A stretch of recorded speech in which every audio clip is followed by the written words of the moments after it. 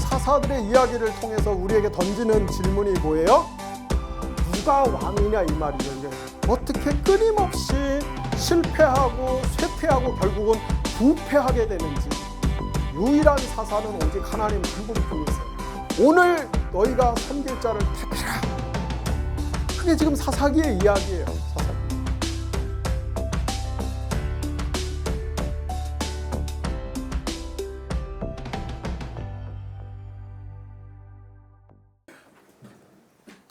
자, 제가 아까 공부를 시작하면서 사사기 전체를 아우르는 가장 중요한 신학적 화두가 뭐냐? 누가 진짜 사사인가? 사사기에 많은 사사들이 등장하는데 그 중에 누가 진짜 사사인가? 혹은 사사가 있기나 한가? 있다면 누군가? 우리가 그거를 한번 생각해 보자고 그랬죠. 자, 우리가 앞에서 지금 12명 혹은 14명의 사사들의 이야기를 봤는데, 그리고 뭐 그 중에는 우리가 너무 잘 아는 사람들의 이야기도 있고, 특별히 교회 주일학교에서 굉장히 영웅적으로 등장하는 그런 여러 인물들, 뭐 기드온이라든지 삼손 이런 여러 인물들도 있는데, 많은 사사들이 등장하는데 놀랍게도 히브리어 원문 성경에 보면은 사사기 전체에 걸쳐서 사사라는 단어, 사파트라고 하는 단어는 오직 딱 한 번만 나옵니다. 사사기 11장 27절에 여기 사사라는 단어가 딱 한 번 나와요. 사사기 전체. 번역이 우리말에는 조금 사사 이렇게 직접적으로 드러내서 번역을 안 해갖고 그냥 우리말 성경을 보면 잘 모르는데, 우리말 성경에는 심판하시는 이렇게 해놨는데 사사이신. 근데 사사기 11장 27절에 보면은 사사이신 하나님, 심판하시는 하나님, 사사이신 하나님 이렇게 등장을 합니다. 따라서 사사기 전체를 통해서 유일한 사사는 오직 하나님 한 분뿐이세요. 겉으로 보기에는 많은 인간 사사들이 등장하는 것 같은데 그들 가운데 단 한 명도 진정한 사사가 없습니다. 진짜 사사는 오직 하나님 한 분뿐이시다. 그 이야기를 지금 사사기가 우리에게 해주는 것이에요. 근데 우리는 그걸 모르기 때문에 사사기를 설교할 때도 그렇고 사사기로 성경 공부할 때도 그렇고 이 문제 많은 인간들을 쫙 나열해 놓고 이 사람한테는 뭘 배울 수 있을까? 이 사람한테는 뭘 배울 수 있을까? 막 이러고 신앙생활한다 이 말이에요. 사사기는 그런 얘기 하려고 하는 게 아니에요. 수많은 인간 사사들이 전면에 나서 있지만 그들 가운데 참 사사는 한 사람도 없고 진정한 사사는 오직 하나님 한 분뿐이시다. 지금부터 이제 그거를 살펴보려고 합니다. 자, 사사기는 하나님만이 진정한 사사라는 것을 우리에게 보여주기 위해서 또 몇 가지 장치를 사용을 합니다. 그 중에 첫 번째가 뭐냐면은 인간 사사들은 다 연약한 존재라는 것을 보여주고 있어요. 연약한 존재. 그래서 온니엘 소심하고 겁이 많은 사람, 에웃은 장애를 가지고 있는 사람, 드보라는 여성, 기드온도 의심이 많은 사람, 입다는 떠버리, 입을 주체를 못해. 입이 많거든. 삼손 섹스 중독자. 그 다음에 그들이 갖고 있는 그 인간 사사들의 무기가 얼마나 별로인가가 아니고 얼마나 허접한가. 우리는 항상 밑바닥 언어를 끝까지 고수를 해야 됩니다. 얼마나 그들의 무기가 형편없는가. 그래서 보면은 에웃은 한 규빗짜리 단검 하나 갖고 가서 싸움을 하고, 삼갈은 세상에 소모는 막대기 갖고서 또 싸움을 하고, 기드온은 항아리에다 횃불 숨겨갖고 싸움을 하고, 삼손은 나귀 턱뼈 갖고 또 싸움을 하고. 그러니까 한마디로 군사적으로 제대로 된 무기를 갖고 있는 사람이 하나도 없어요. 그들의 자질도 다 약점이 있는 데다가 그들의 손에 들려진 무기라는 것이 군사적 효용성이 전혀 없는 것들이에요. 그런데도 놀라운 승리를 거둬요. 계속해서 놀라운 승리를 거둬요. 왜 그렇습니까? 하나님이 도와주시기 때문에, 하나님이 함께 하시기 때문에 그거를 보여줘요. 두 번째로 사사기 전체에 보면은 천사들의 활약이 아주 돋보입니다. 천사들이 맹활약을 해요. 사사기에서 천사들은 야훼의 사자로 표시가 되는데, 야훼의 사자라는 말은 구약 성경 전체를 통해서 59회가 나와요. 그런데 그 중에 약 30%에 해당하는 18회가 사사기에 집중적으로 등장합니다.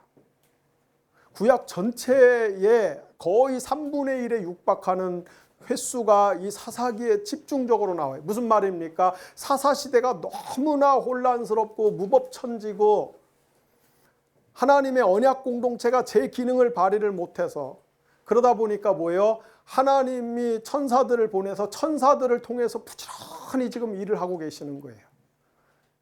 인간이 제대로 일을 못하니까 하나님이 천사들로 그 틈을 메꾸고 계시는 거예요. 그래서 사사기에서는 천사들의 활동이 굉장히 활발하게 나옵니다. 세 번째로 성령의 역할이 아주 중요해요. 사사기에서. 그래서 특별히 기드온, 입다, 삼손의 경우를 보면은 성령이 그들에게 임하셔서 그들이 성령이 충만해져 갖고 전쟁에 나가서 승리하는 것을 볼 수가 있습니다. 이런 장치들을 통해서 사사기의 진정한 사사가, 진정한 구원자, 진정한 지도자, 진정한 왕이 하나님이신 것을 보여주고 있어요. 그런데 이 이야기의 절정이 누구냐면은 사실은 삼손의 이야기예요. 삼손의 이야기.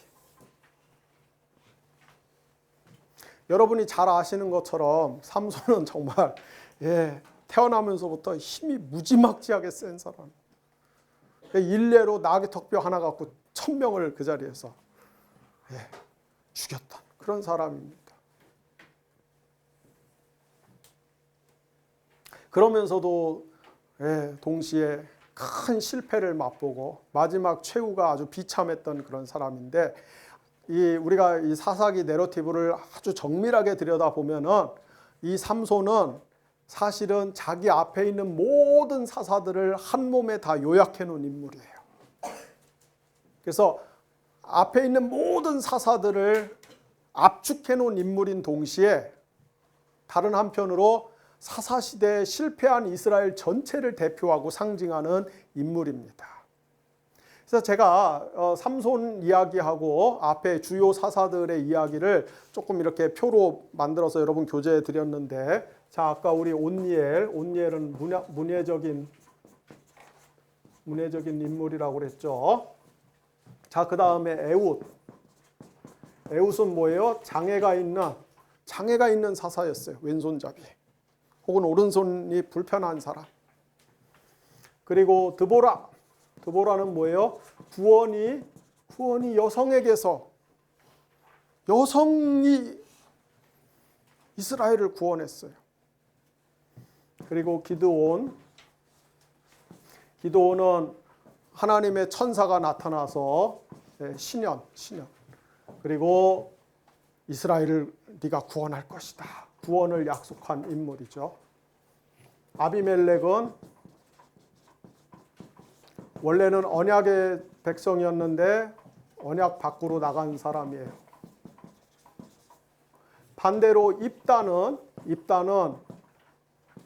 언약 밖에 있었다가 언약 안으로, 여기다 언약 안이라고 해야 되겠네요. 언약 안으로 들어온 인물이죠. 자, 삼손도 마찬가지죠. 삼손의 아버지 마노아하고 어머니에게 천사가 나타나서, 야훼의 사자가 나타나서 신년 그리고 아들을 낳을 것인데 그 아들이 이스라엘을 구원할 것이다. 구원을 약속했어요.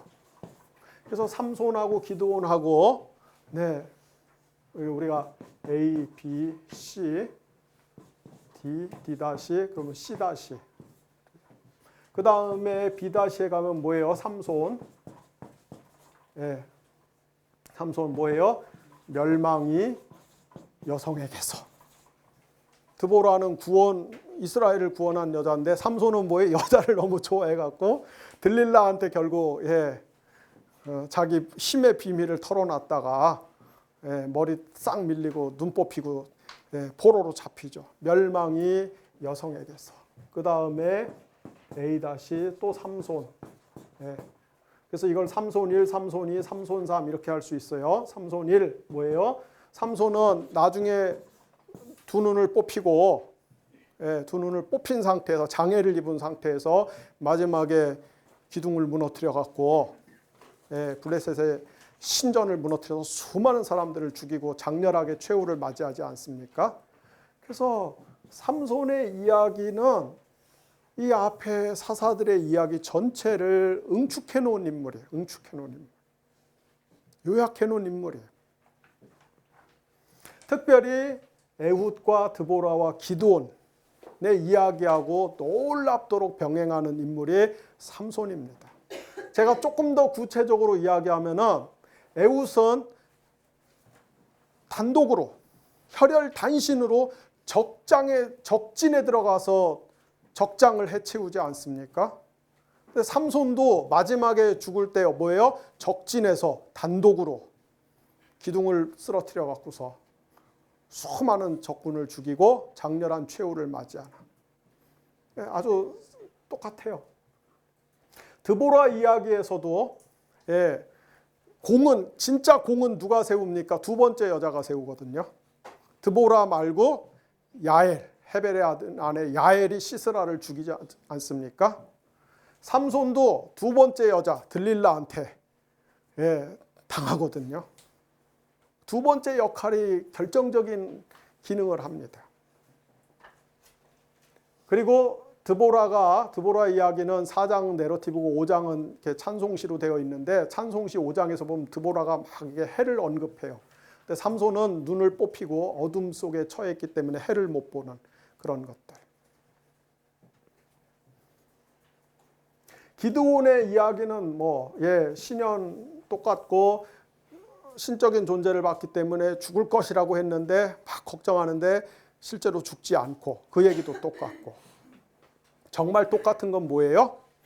기드온은 300명의 용사를 데리고 항아리 속에 횃불 숨기고 가서 미디안 군대를 물리치는데 삼손은 여우 300마리 잡아갖고 여우 꼬리에다가 횃불 만들어 갖고서는 싹 다 태워버리잖아요. 몰랐죠? 그게 서로 똑같은 건지 몰랐죠. 그리고 기드온이 그 70명의 아들, 무슨 말이에요? 사모님이 많았다, 여자를 좋아했다 이 말이에요. 삼손도 아주 여자에 대한 특별한 마음이 있었어요. 그런 것들. 그래서 삼손은 모든 사사를 요약하는 인물이다, 종합하는 인물이다. 어쨌든 이런 삼손이 하나님께 놀라운 사명을 받았음에도 불구하고 흥청망청 힘자랑하다가 결국은 망한다 이 말이에요. 실패한다 이 말이에요.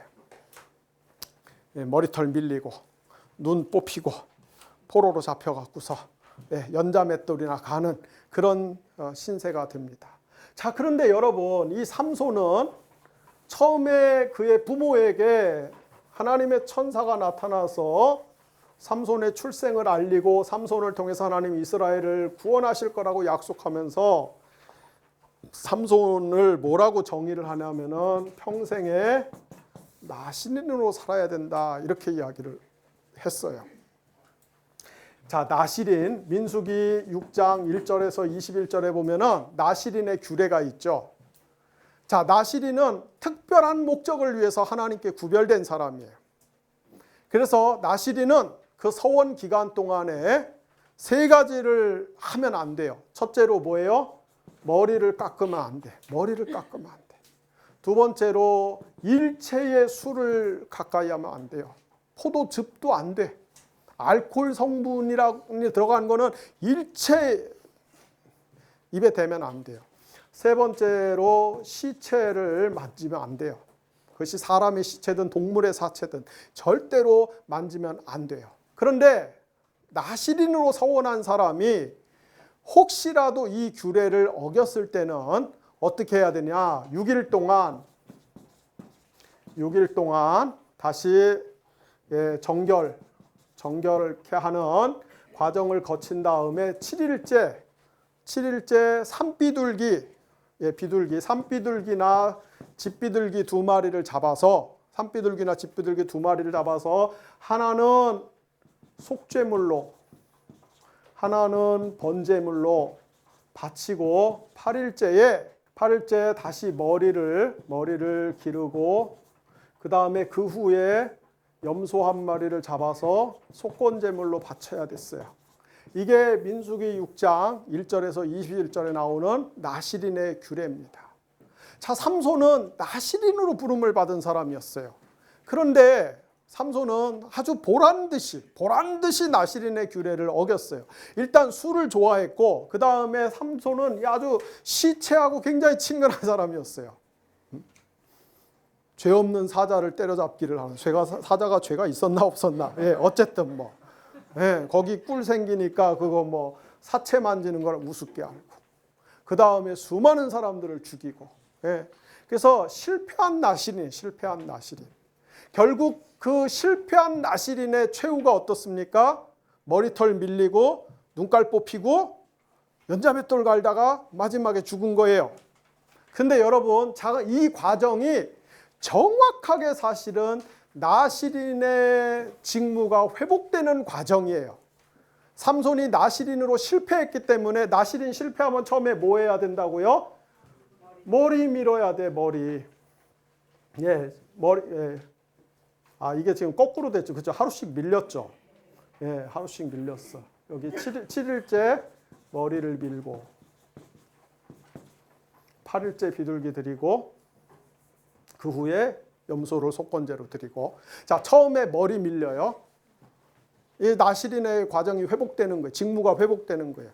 그리고 삼손이 뽑힌 2눈은 정확하게 나실인의 직무를 회복할 때 비둘기 2마리를 하나는 속죄제물, 하나는 번제물로 드리고, 삼손의 눈 하나는 속죄제물로 드리고 삼손의 눈 하나는 번제물로 드려진 거예요. 그리고 마지막에 다시 그 사이에 이 사사기의 내러이터는 뭐라고 이야기합니까? 삼손이 연자맷돌 돌리고 있는 동안에 자기도 모르는 사이에 뭐예요? 머리가 다시 자라기 시작했다 그러고 있어요. 그리고 마지막에 삼손이 장엄하게 최후를 마쳤을 때 삼손은 자기 생명을 뭘로 바친 거예요? 속건제물로 바친 거예요. 무슨 말입니까? 삼손은 한마디로 방탕해갖고 나실인의 사명을 완전히 저버렸으나 하나님은 어떤 하나님이요? 사사기 전체를 통틀어서 나타나는 진정한 유일한 유일하신 사사이신 하나님은 그 삼손의 배후에서 놀랍게 섭리하면서 삼손을 나실인으로 회복시켜서 이스라엘을 구원하시는, 그래서 삼손을 통해서 이스라엘을 구원하시겠다고 약속하셨던 최초의 그 약속을 마침내 신실하게 성취하시는 진정한 이스라엘의 왕이자 사사라는 뜻입니다. 그래서 사사기 전체를 통해서 유일한 사사는 누구 한 분뿐이시다? 하나님밖에 없어요. 하나님밖에 없어요. 그러니까 여러분들이 삼손 힘에 너무 비중을 두지 마십시오. 앞으로도 계속해서 우리가 공부를 하겠습니다. 일관되게 이 이야기를 하겠습니다만 성경에서 정말 하고 싶은 이야기는 하나님의 이야기. 근데 오늘 우리는 하나님은 홀라당 사라지고 홀라당 없어지고 자꾸 그 실패한 인간들을 영웅으로 만들어갖고 요 사람한테는 뭘 배울 수 있을까? 요 사람한테는 뭘 배울 수 있을까? 요 사람의 리더십을 가지고 어떻게 교회를 경영하고 기업을 경영하면 성공할 수 있을까? 성경은 절대로 그런 책이 아닙니다. 성경은 하나님에 대한 이야기를 우리에게 해주려는 거예요. 삼손의 내러티브에 그것이 잘 나타나 있어요. 자, 이제 이 본론에서 마지막 공부는 여러분들 사사기 하면 또 빼놓을 수 없는 게, 사사기에 보면은 그때는 이스라엘에 뭐가 없었더라? 왕이 없었더라.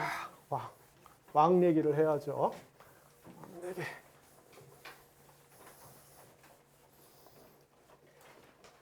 이스라엘에 왕이 없었다. 왕이. 17장에서 21장 사이에 4번 나와요. 그때 이스라엘에 왕이 없었다. 하나님이 이스라엘에게 왕을 허락 안 하셨죠. 자, 이스라엘에게 왕이 없다. 왕이 없다 이 말은 긍정적인 의미와 부정적인 의미를 다 가지고 있어요. 긍정적인 의미는 뭡니까? 이스라엘이 말 그대로 평등사회. 모든 사람이 공평하고 정의롭고 평등하게 사는 그런 사회였다. 이런 의미를 가지고 있고, 부정적인 의미는 뭐예요? 한마디로 무법사회였다. 질서가 잡히지 않은 지멋대로 사회였다.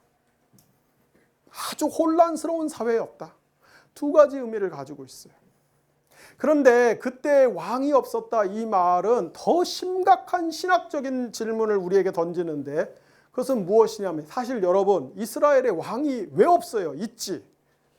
왜 없어요? 있지. 이스라엘에 누가 왕입니까? 하나님이 왕이시죠. 하나님이 왕으로서 버젓이 엄연히 실존하고 계심에도 불구하고 왕이 없다, 왕이 없다, 왕이 없다 이 말을 하는 얘기는 뭡니까? 지금 이스라엘 사람들이 한마디로 하나님을 왕으로 인정 안 하고 있다는 얘기죠. 인정 안 하고 있어. 그거를 어떻게 지금 문학적으로 구성을 하고 있습니까? 왕이 없다. 그때 이스라엘에 왕이 없다. 17장 6절. 또 그때에 이스라엘에 왕이 없다. 18장 1절. 그러면서 뭐라 그래요? 하나님의 집이 실로에 있었다. 18장 31절. 자, 그리고 또 뭐라 그래요? 그때 이스라엘에 왕이 없었다. 19장 1절. 그리고 또 뭐라 그래요? 하나님의 실로에서 매년 축제가, 그죠? 하나님을 위한 축제가 벌어졌다. 실로에서 축제가 벌어졌다. 그래서 20장 19절. 그리고 또 어떻게 돼 있어요? 그때 이스라엘에 왕이 없었다. 21장 19절, 21장 25절이요. 자, 어쨌든 그때 이스라엘에 왕이 없었다. 그때 이스라엘에 왕이 없었다. 그때 이스라엘에 왕이 없었다. 그때 이스라엘에 왕이 없었다. 그래놓고 사실은 뭐예요? 무슨 소리냐? 실로에 하나님이 왕으로서 자기 집을 갖고 있는데, 하나님이 분명히 이스라엘 가운데 임재하고 계시는데, 그런데 이스라엘은 뭐예요? 왕을 인정하지 않는 거예요. 하나님을.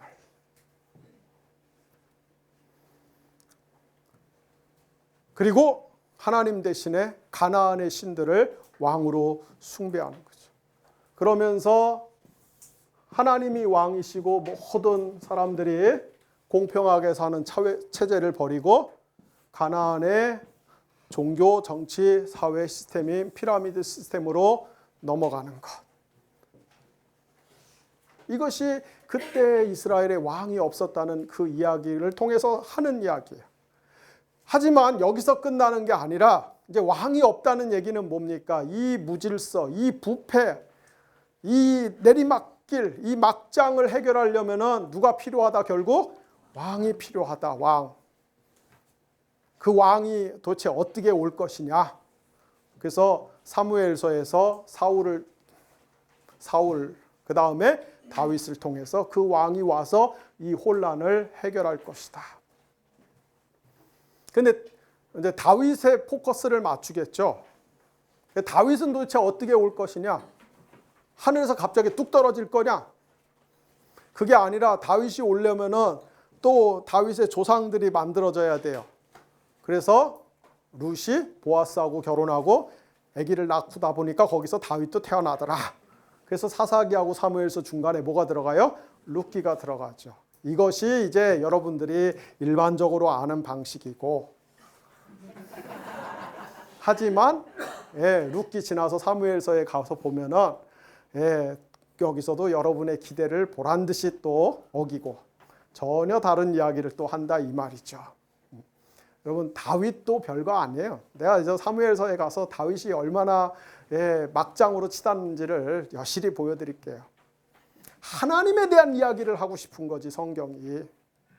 어떤 인간을 우리에게 모델로 만드는 게 아니에요. 다윗이 얼마나 이 피라미드 시스템에 갇혀서 그가 얼마나 무너지는지 제가 사무엘서에 가서 보여드릴게요.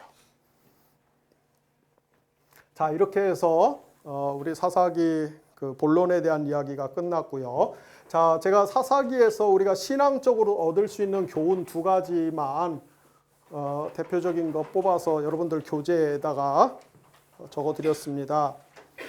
자, 첫 번째로는 사사기를 통해서 얻을 수 있는 교훈 첫 번째, 여성에 대한 태도가 한 사회의 건강성, 영적인 건강성, 도덕적인 건강성, 정신적인 심리적인 건강성, 신학적인 건강성을 잴 수 있는 바로미터다. 여성에 대한 태도가. 자, 구약 성경 전체를 통틀어서 사사기만큼 여성 리더십이 활발하게 등장하는 곳이 없어요.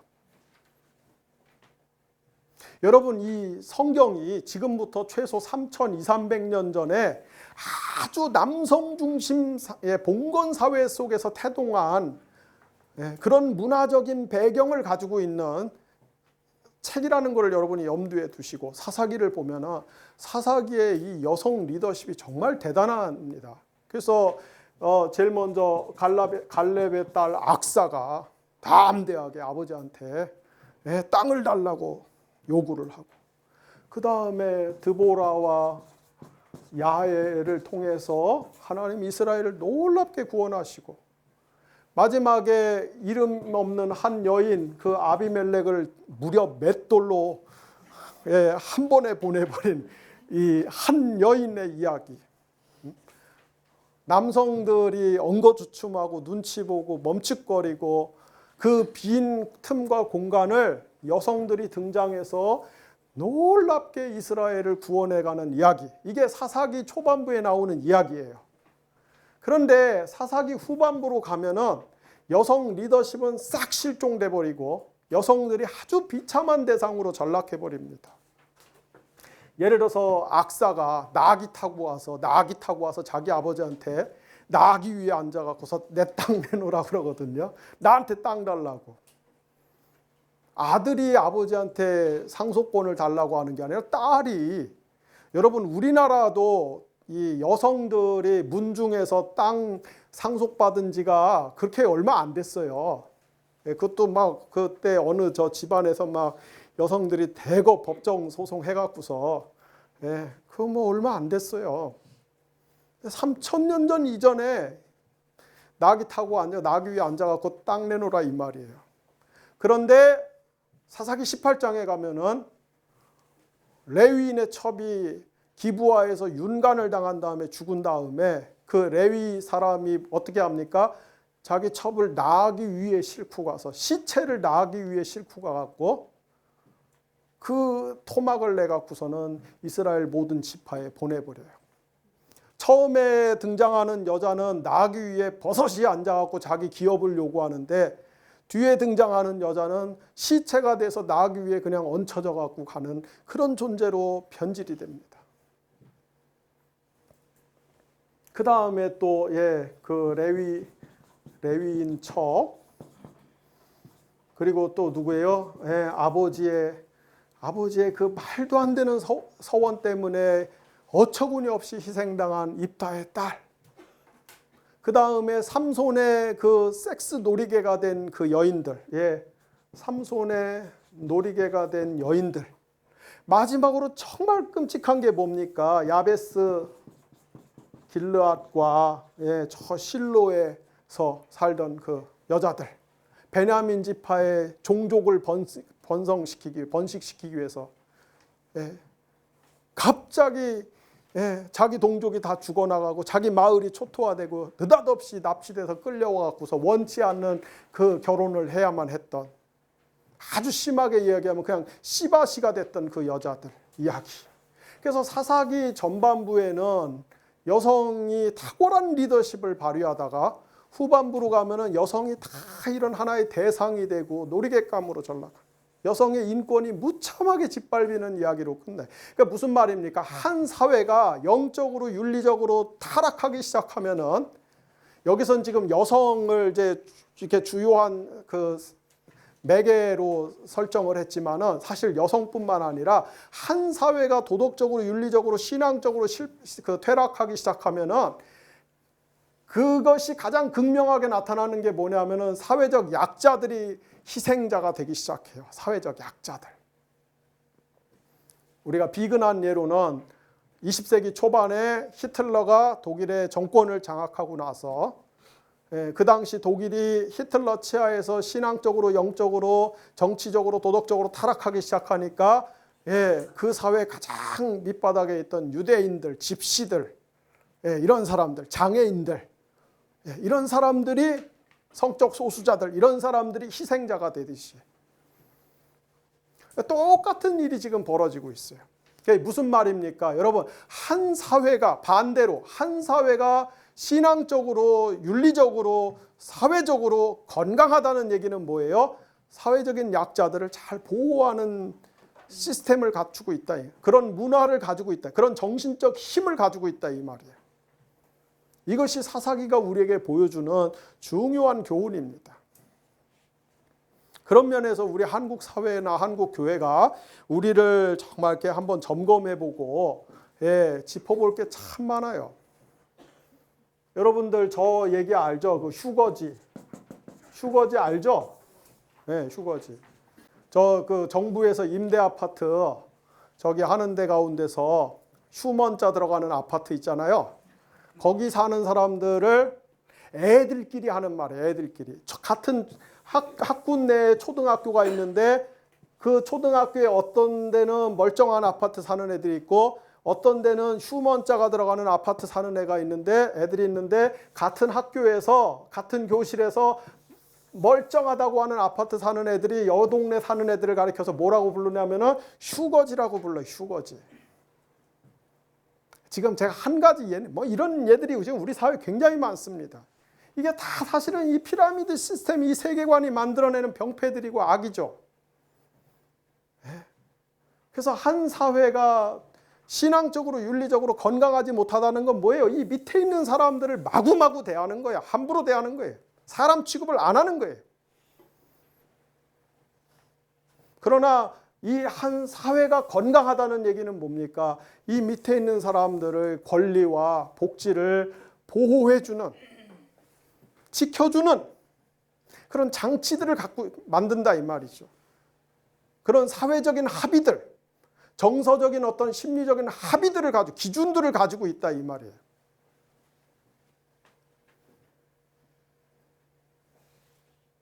자, 사사기가 우리에게 또 던지는 또 하나의 그 중요한 도전은 무엇이냐면은, 여러분 이 아까 제가 그 본문에서 계속 이야기했습니다. 사사기는 결국 뭐예요? 이 이스라엘 외부의 적과의 싸움 이야기보다는 전부 안의 싸움 이야기예요. 동족끼리 싸움, 같은 편끼리 치고받고 같은 편끼리 결국 하나의 씨를 말리는, 멸절시키는 그런 이야기로 치닫는 이야기입니다.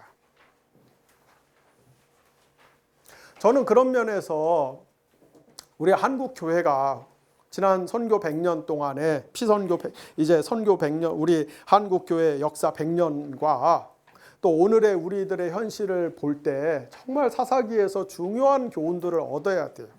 왜냐하면은 우리 한국 교회가 이렇게 외형적으로 크게 부흥하고 성장하고 그 또 보면은 전부 다 우리 편, 우리 편, 우리 편, 우리 편, 우리 동네, 우리 동네, 우리 동네, 우리 동네 끼리 모여서 만든 조직이 사실은 한국교회 전체예요. 그래서 한국 전쟁 끝났을 때는 저 북한 지역에서 내려온 사람들은 자기들끼리 모여서 교회 만들고,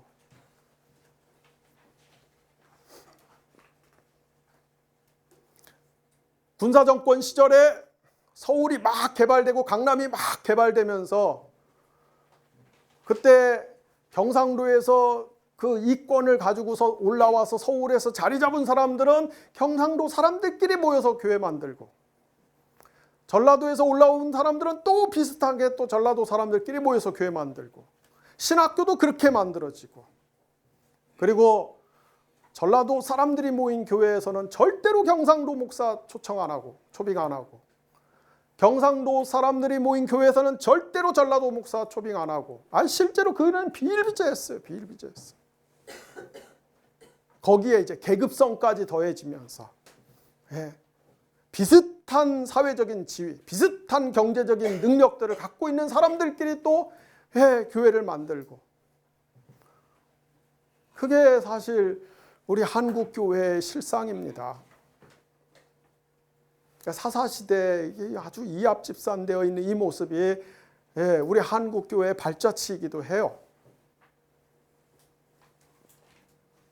그리고 근자에 와서는 여러분, 이건 정말 우리가 뼈저리게 한번 우리 자신을 성찰해 볼 필요가 있습니다. 저는 이 문제를 해결할 수 있는 마땅한 해결책이 없다, 당장에 뾰족한 수가 안 보여요. 이걸 어떻게 해야 되나? 묵혀놓기도 그렇고 덮어놓기도 그렇고 그렇다고 까발리기도 그렇고, 참 제가 볼 때는 아주 어려운 숙제예요. 그게 뭐냐면, 그냥 제가 오해의 소지가 있지만은 그냥 제가 직설적으로 표현하면은, 대체로 타 종교에서는 자기들 교단 내부, 종단 내부의 어떤 비리나 부패를 대체로 이렇게 덮습니다. 외부로 까발려지는 걸 최대한 막아요. 근데 한국의 종교들 중에 유독 개신교만 뭐가 요만큼만 문제가 생기면은 외부 사람들이 그걸 찾아내는 게 아니라 우리가 스스로 가지고 나가서 막 떠벌려요. 우리가. 왜 떠벌립니까? 그 떠벌리는 사람이 나는 정의롭다 이거거든.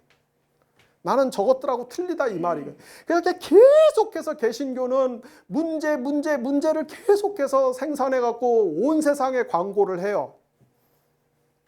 안 그래요? 지금 그러잖아요. 수십 년 동안 그러고 있어. 왜 그래요? 한편으로는 이걸 고치고 싶은 열정과 정의감이 있고, 오케이, 그것도 맞아요.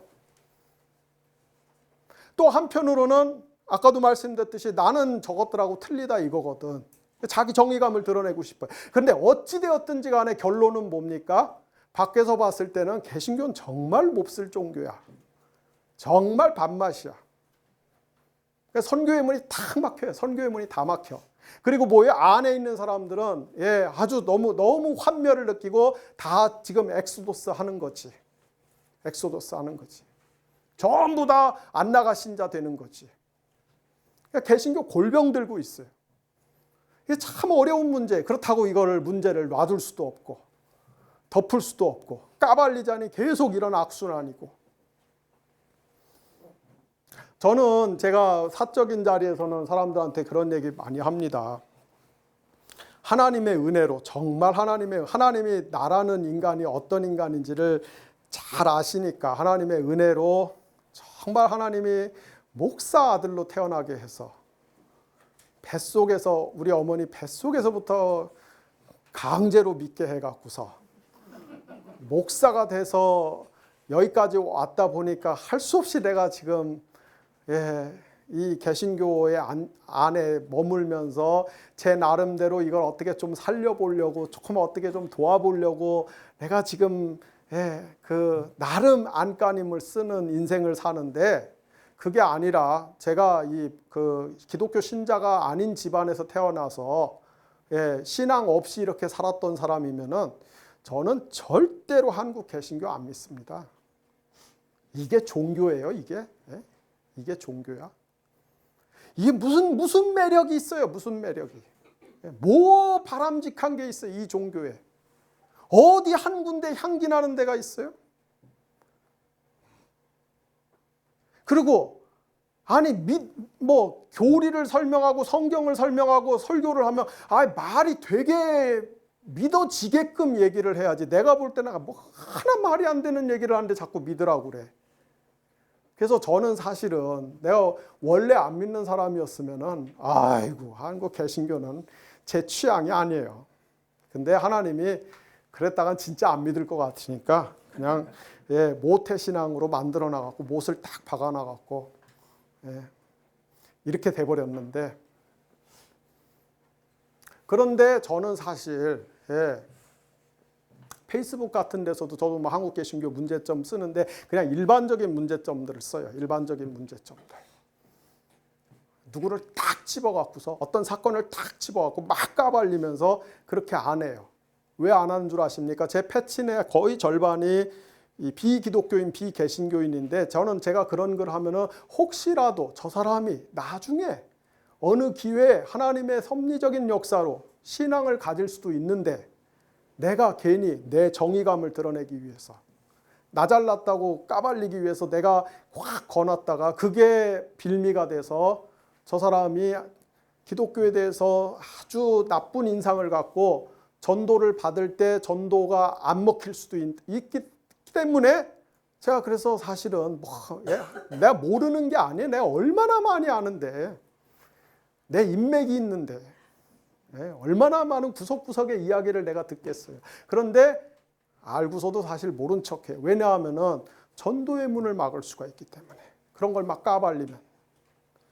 그러면서도 그때 또 덮고 넘어가기는 그렇고 뭔가 확 고치기는 해야 되고. 그래서 제가 저도 갈등이 많아요. 갈등이 많아. 그래서 제가 아까 무슨 딱히 해결책이 제 수준에서는 지금 없다 말씀을 드린 건데, 그런데 어쨌든 우리가 지금 정말 바울이 이야기한 대로 여러분의 싸움은 눈에 보이는 혈과 육과의 싸움이 아니라 하늘에 있는 저 악한 영들과 세상의 주관자들과 권세들과 그 권세들이 만들어 놓은 이 시스템과 이 죄악 덩어리와, 여러분은 그런 싸움을 위해서 부름을 받은 사람입니다. 그런데 우리는 이 싸움은 해보지도 못하고 지금의 우리의 모습을 보면 뭐예요? 전부 안에서 물고 뜯고 그러고 있는 사이에 결국 뭐예요? 한국 기독교는 큰 틀에서 보면은 계속 쇠락하고 있는 거죠. 아마 저는 그냥 제 세대는 어쩔 수 없이 이렇게 같이 가는 것이 아닌가 싶어요. 누군가 다음 세대 누군가가 좀 어떤 사람들이, 어떤 그룹들이, 어떤 인물들이 나와서 좀 이거를 바꾸었으면 참 좋겠다. 무책임한 당부일 수도 있지만, 비겁한 당부일 수도 있지만, 저의 세대는, 우리 앞 세대가 자기들은 정말 완전히 호화잔치했어요. 호화잔치. 우리 아버님 시대는 그냥 천막만 쳐놔도 1970, 80년대 목회는 천막만 쳐놔도 사람들이 막 몰려오던 시절이었어요. 그래서 정말 어지간하면 다 목회 어지간히 했어요. 그거를 힘입어서 엄청나게 호합한 종교잔치를 한 거예요. 그리고 잔뜩 설거지감을 남겨놨어. 저는 어떻게 지금 새로운 밥상을 차려갖고 새로운 밥을 만들고 새로운 음식을 세팅해갖고 먹을 그런 여력이 전혀 없어요. 우리 세대는. 그냥 저는 제 세대의 사명은, 저의 사명은 그냥 앞 세대가 늘어놓은 설거지감이라도 어떻게 좀 치워봐야겠다. 어떻게? 왜? 그래야 다음 세대가 지들 밥을 새로 차려 먹을 거 아닌가. 저라고 내 입맛에 맞는, 내 구미에 맞는 식단 차려놓고 보란듯이 한번 식사하고 싶은 마음이 없겠어요. 근데 제가 그냥 역사적인 모든 상황과 흐름을 보니까 아이고 그거는 우리 사명이 아니다. 아주 딱 중간에 낀 세대가 돼갖고 그냥 앞에 저 설거지나 잘하자. 그리고 때 되면 그냥 조용히 사라지자. 그래야 다음 세대가 오지 않을까. 다음 세대 입장에서 우리 보고 어쩌라고. 나도 몰라. 근데 나는 내 세대의 몫을, 내 세대의 짐을 졌듯이 우리 젊은 세대도 자기들 목은 자기들이 져야지 어떡하겠어. 그렇지만은 어쨌든 젊은 세대가 젊은 세대까지 설거지는 안 하도록 최선을 다해서 설거지는 좀 해놓겠다. 우리 여기 젊은 분들도 있는데 한번 하나님께 기도하면서 자기들의 시대의 사명들을 잘 찾아가시기를 바랍니다. 사사기가 우리에게 주는 그런 교훈들을 잘 새기시기를 바랍니다. 기도하고 마치겠습니다. 같이 기도하겠습니다. 하나님 아버지 감사합니다. 오늘 저희가 사사기를 공부하면서 많은 교훈들을 얻었습니다. 하나님, 특별히 하나님께서 인간적으로 굉장히 흠결이 많고 연약하고 볼품없고 실패한 사람들이지만은 그러한 사람들을 통해서도 하나님이 놀라운 구원을 행하시고 하나님의 언약적 신실함을 지켜가신 것을 보면서 하나님, 마찬가지로 저희들도 하나님 앞에 정말로 볼품없는 사람들, 문제가 많은 사람들, 흠결이 많은 사람들, 하나님 앞에 늘 실패하고 또 실패하는데도 불구하고, 그런데도 하나님이 저희들을 어찌되었든지 간에 이 모양 저 모양으로 사용해 주시니 참으로 감사합니다. 하나님, 우리들이 몸담고 있는 교회, 완벽한 교회가 아닙니다. 최상의 교회가 아닙니다. 아버지, 흠도 티도 점도 없는 그런 교회가 아닙니다. 우리들의 교회가 얼마나 문제가 많고 얼마나 냄새가 많이 나고 얼마나 시끄러운 것들이 많고 얼마나 눈살이 찌푸려지는 것들이 많습니까? 그러나 그러한 교회를 통해서도 오늘날 하나님이 계속해서 복음이 전파되게 하시고, 아버지, 매주일 어찌되었든지 간에 한 명, 두 명 새로운 신자들이 오게 하여 주시고, 아버지, 몇 명 안 되지만 다음 세대들이 그 교회에서 신앙을 배우게 하여 주시고, 하나님, 또 그 교회 가운데서 아버지, 평범한 예배, 평범한 설교, 평범한 기도 가운데서도 하나님이 크고 놀라운 일들을 행하시는 것을 보면서 아버지, 우리들의 못난 교회, 아버지, 우리들의 볼품없는 교회를 하나님이 믿어주시고 기다려주시고 사용해 주시는 것을 감사를 드립니다.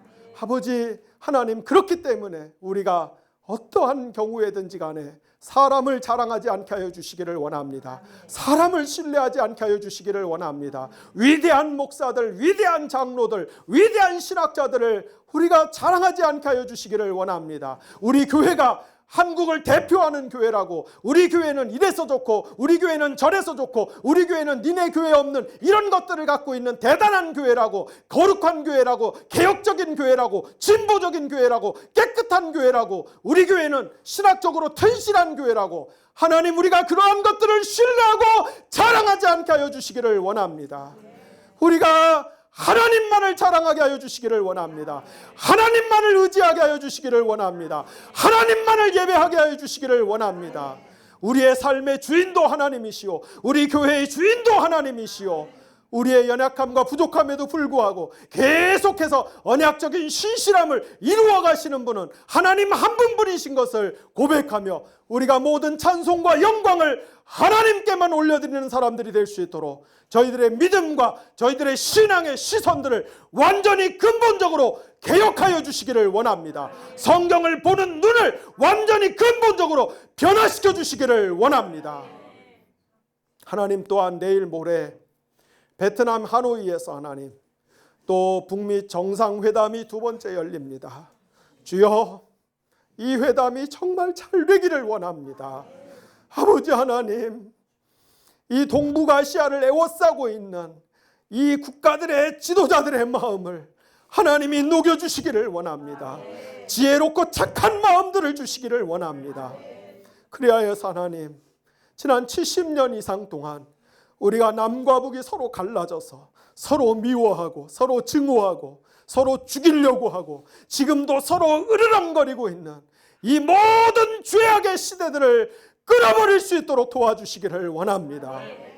쟤네가 먼저 우리에게 이런 나쁜 짓을 했기 때문에 우리가 쟤들을 미워하고 쟤들에게 복수하려고 하는 것은 인간적으로 너무나 당연한 마음이고 정의로운 마음이라고 하는 것, 하나님, 그 마음이 사탄이 준 마음임을 알게 하여 주시옵시고, 아버지, 먼저 용서하게 하여 주시고 먼저 용서를 구하게 하여 주시옵시고, 남은 북한에게 잘못한 것을 용서받게 하여 주시고 북한은 남한에게 잘못한 것을 용서받게 하여 주시옵시고, 아버지, 저 155마일 휴전선에 저 지뢰밭과 저 철책이 무너지고 해체되는 것 이전에 우리 마음에 있는 이 증오의 철책들이 우리 마음에 서로를 신뢰하지 못하고 서로를 의심하고 서로를 제거의 대상으로 알고 있는 이 마음들이 먼저, 이 지뢰밭들이, 이 폭탄들이 먼저 해체될 수 있게 하여 주시옵시고, 그 일을 하실 수 있는 분은 하나님 한 분뿐인 것을 고백하오니 아버지, 정치 지도자들, 어떠한 체제들, 어떠한 군사적인 지도자들 그 힘들, 외교 당국자들의 그 힘들과 그 위치들과 그들의 세력과 권능들은 하나님의 손에 있는 도구와 통로에 불과한 것을 고백하오니 역사를 주관하시는 하나님이시여, 70년의 세월도 충분한 줄로 믿사오니 이제 이 한반도의 동북아시아에 하나님이 주시는 새로운 평화의 시대가 올 수 있도록 도와주시기를 원합니다.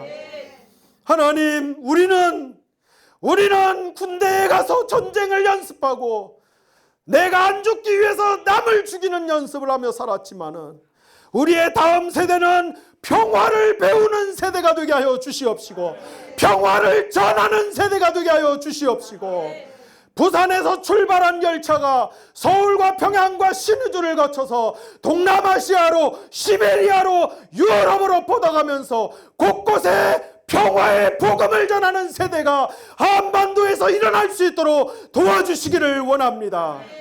우리 남한의 교회에도 성령을 부어주셔서 모든 교회가 하나님의 영으로 충만한 시대가 오게 하여 주시옵시고 북한에도 교회가 재건되게 하시고 회복되게 하여 주시고 지하에서 힘들게 어렵게 신앙생활하는 사람들이 광장으로 나와서 손을 들고 하나님을 찬양하는 시대가 오게 하여 주시옵시고 남과 북의 젊은 세대들이 손에 손을 잡고 야훼 하나님만이 우리의 왕이심을 예배하며 노래하며 증거하는 시대가 오게 하여 주시옵시고 그 일을 위하여 하나님 단추 하나하나가 풀려야 되겠사오니 아버지, 미국의 대통령에게도 중국의 지도자에게도 남북한의 지도자에게도 그들 모두의 참모들에게도 사람이 어떻게 할 수 없는 하나님만이 하실 수 있는 그 감동들과 그 지혜들과 역사의 한 페이지가 마치 동독과 서독을 가르고 있던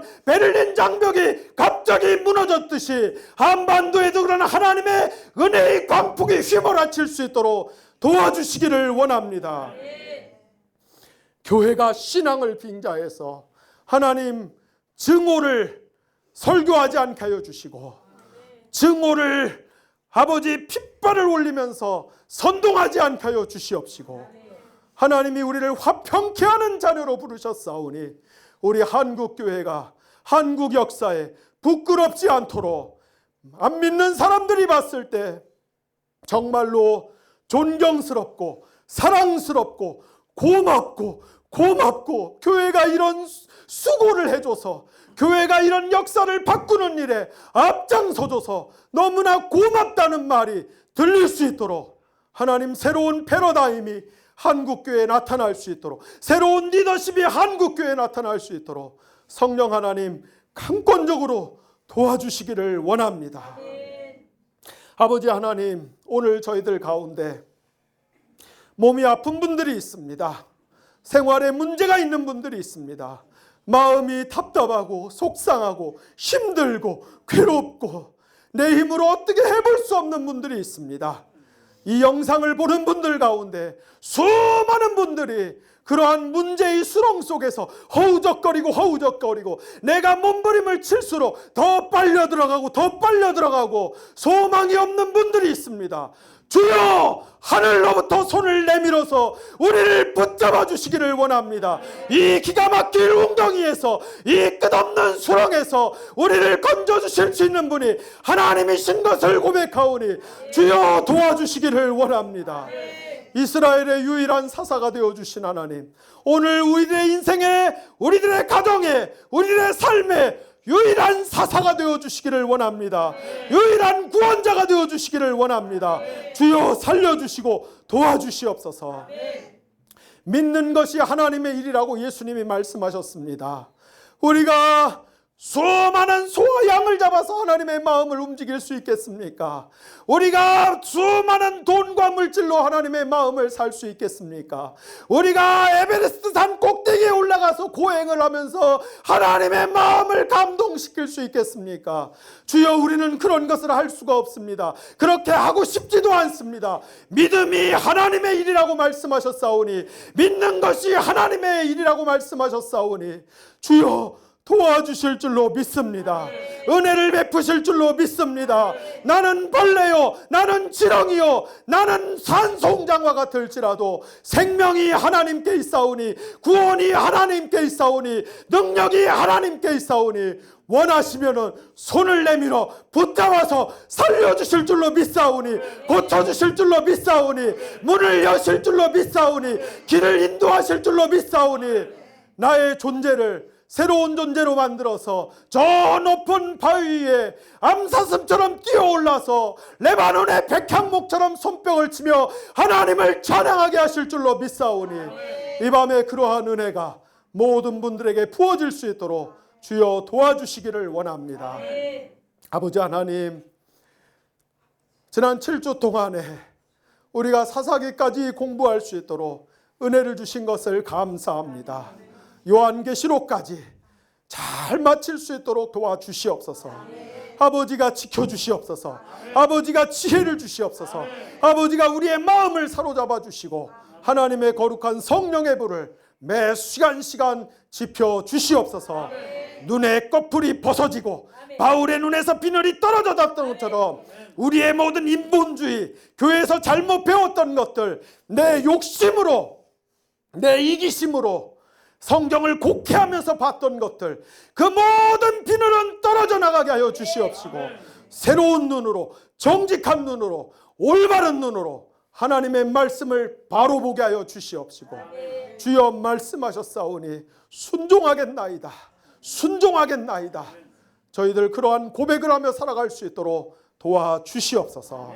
돌아가는 발걸음들 평안하게 인도하여 주실 줄로 믿사오며 예수님의 이름으로 축복하며 기도를 드렸습니다. 아멘. 네, 수고하셨습니다.